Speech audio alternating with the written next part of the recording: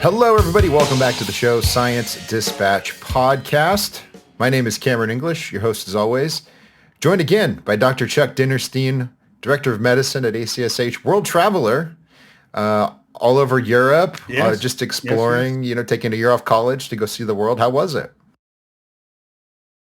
It was wonderful.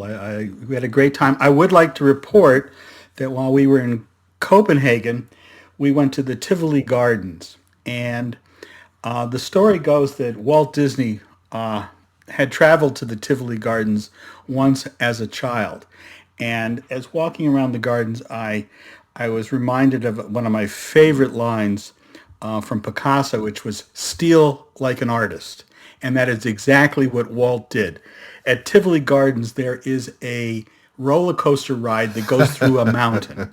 There is a sailing ship in the middle of a lake, and there is a store in the shape of a whale with the whale's mouth open. So he just took those ideas from Tivoli Garden, brought them back, supersized them, hooked them to the work he was doing, and there it was. It was great. It was really, we had a good time. Tivoli Gardens was wonderful. And less expensive, by the way, than Disney. Disney is about $150 a ticket a day. You could get into Tivoli Gardens for $20 or Just euros. imagine that it's Pirates of the Caribbean, and it's basically the same thing. It was.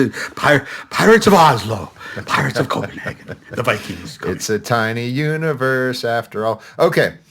All right, we're done. We're done with these shameless, lousy jokes. We got one story to talk about. I keep doing that, Chuck. It's the new dad brain.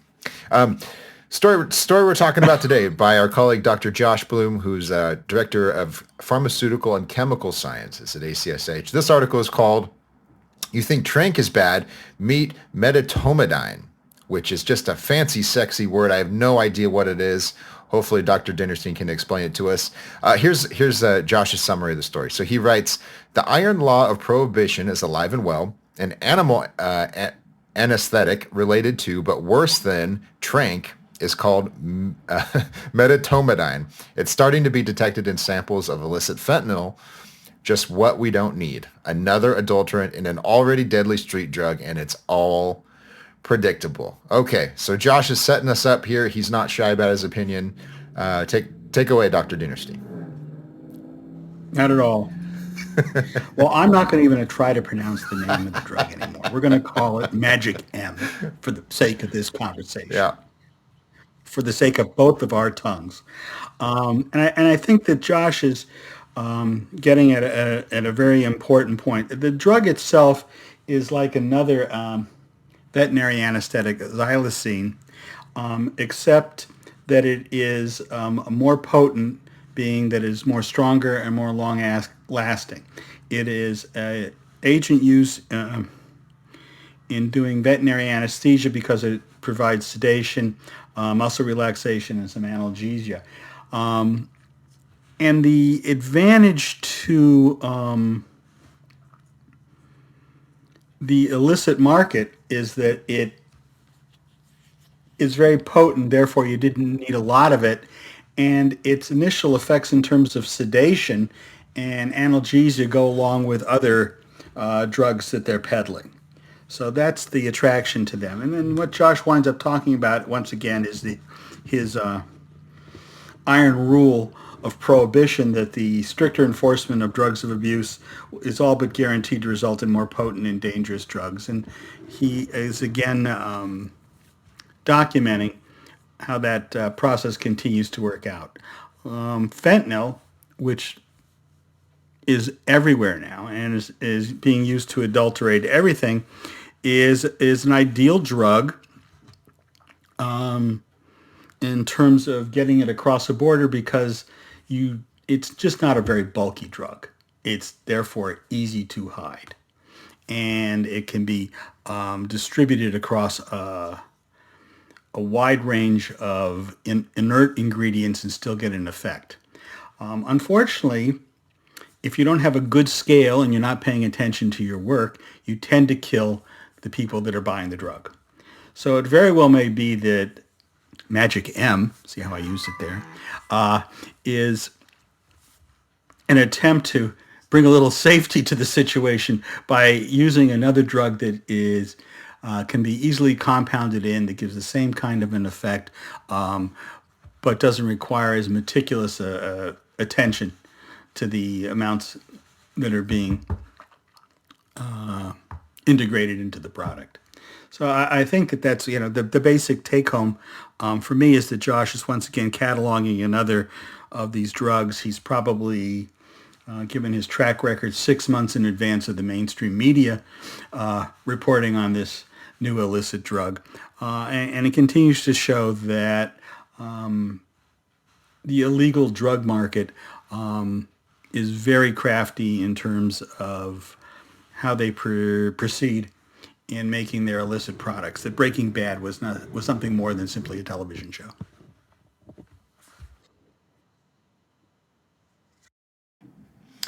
Yes, indeed. You could imagine like an evil Walter White deliberately making a drug that's, I mean, methamphetamine is deadly, don't get me wrong, but making something that's impure and dangerous and going, what the hell? I'll make some money before these people kick the bucket, you know? I do wonder though, and maybe this is just my cynicism blooming at this point, but I get the feeling that the DEA, the various public health groups, the prison lobby, like everybody stands to gain something from the crackdown on opioids. Because if there's all of these drugs running rampant, crossing the border, people dying, there's law enforcement that has to be funded. There's drug rehab programs that need to be funded. There's governments and politicians who can say, I'm fighting this war to protect your children, et cetera, et cetera. So I guess the question is, to what extent do you think this is just perverse incentives keeping a very dangerous policy in place versus anyone actually caring about science or public health? Well, I always have a problem with gauging intent. And I used to say that, as that old radio show said, only the shadow knows what's in the hearts of men. But I did run across last week another razor in the sense of Occam's razor, a saying that helps you motivate your way through life. And it's called Hanlon's razor, which I really love, which says, never ascribe to evil intention, which can be explained by incompetence. And I think that has a lot to say when we look across the broad spectrum of the war on drugs, which is now going on 50 plus years. And we don't seem to be doing that well with it.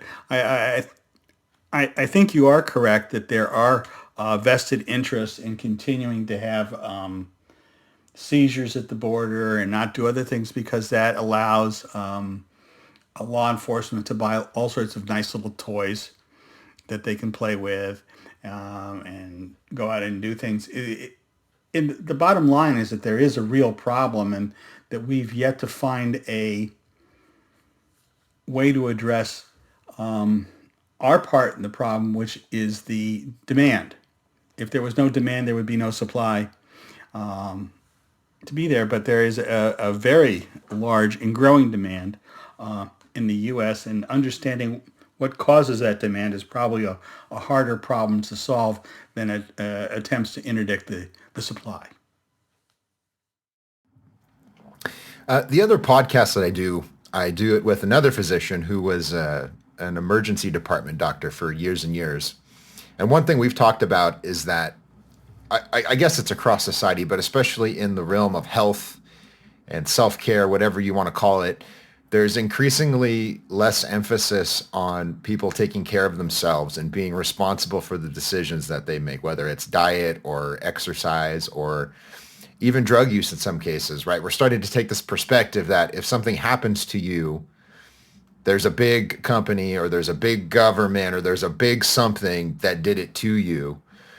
And so this sets up a weird situation where nobody's responsible for anything, yet there's really harmful products available illicitly. And so like nothing ever gets solved, I guess. You know what I'm saying? So it's like address, I do, I do understand what you say. Nobody really wants to, Well, let me just clarify. I guess what I'm saying is addressing the demand means really like tackling deep-seated issues, like what motivates somebody to use a dangerous illicit drug in the first place. It's easy to say, well, let's just lock people up, whereas, I don't. You see what I'm getting at? I do, and Okay. I think that when Josh talks about this idea about stricter enforcement leads to more drug use, it speaks a little bit to that same abrogation of responsibility. The reason for the more potent drugs is because of the enforcement rather than the fact that it's simply market demand. You have to say this for the drug market. It is probably one of the biggest free markets we have. There's not a lot of regulation going on. There's a lot of rules and there's a lot of attempts to slow it up, but the regulation is not there. But I think that you get it at a larger philosophic point that we all do. Nobody wants to be responsible completely for their behavior. And while I'm willing to accept the fact that I use the drugs, there are other factors which I would like to claim are more important in enforcing my hand. And maybe that assuages our conscience a little bit, and maybe it makes it a little easier to address it. But when you look at the 12-step programs, the first thing is, you got to admit to the problem. And admitting to the problem includes not holding other people accountable for your actions. But I think we do. I think that's part of human nature. I think we do that about a lot of things, and besides something like drug use, where it can be a life and death situation. I do that with food. It's not really my fault. It's really that they were just too enticing. I couldn't pass it up. It was too tasty. It's true, man. The hot Cheetos ate me. They're just so delicious that they jumped in my mouth, And that's a good point. And I think I sounded a little bit like a libertarian cliche just a minute ago. I think individual responsibility is important, but I think it's responsibility to other people around you, right? So it's the responsibility of parents to their children to stay together or to not abuse any kind of a substance for their kids, because that sets a horrible precedent, and we know that from lots of research, right? So it's collective responsibility as well, and I think that's the problem is, nobody's to blame, it's nobody's fault, and yet the problem persists. Yes, when everybody's to blame, then nobody is to blame for that. Yeah, once again, it's another one of those kind of issues that we're not going to solve, because I think it's part of intrinsic to human nature that be the case. So that's a lot that we dragged out of poor Josh's article. Yeah. Well, everyone have a great week. There's animal tranquilizer on the street. Be careful. Well, it's funny, the animal tranquilizers have been around for a long time. One of my favorite stories, this just shows, I guess, how warped I was, is ketamine, which is now getting all this play for use in PTSD and depression, has been used as a animal tranquilizer forever and a day. And the original indication, this is what I thought was so funny, the original indication for ketamine, which is a dissociative anesthetic, it makes you think you're outside your body. That's actually how it gives you an anesthetic event. It was originally approved for subhuman primates and women in labor. I said, oh my God. So you have to wonder what guy came up with that one. There is a beautiful, offensive, hilarious joke just sitting there, and if we had more comedic wit, we could really draw it out. We could We're work. gonna leave that to Bill Burr or someone else, to Joe Rogan, whomever, to tackle that. But as always, thank you for joining us. Be sure to check out Josh's article. It is on our website. Again, the title is "You Think Trank is Bad? Meet Medetomidine." Magic M. Magic Magic M. M. It's probably called Magic M. I bet you there's some dealer somewhere. It's like, oh, I got that Magic M. Medetomidine. Okay. Go check out the article. Follow us on social media. It's at ACSH.org on Twitter. I'm at Cam J English. Send us questions if you have suggestions for the show, comments, criticism, opinions of any kind. We would love to hear them if they're informative. If you just want to badger us, we'll ignore you. Otherwise, everyone have a great week and thank you. We'll see you next time.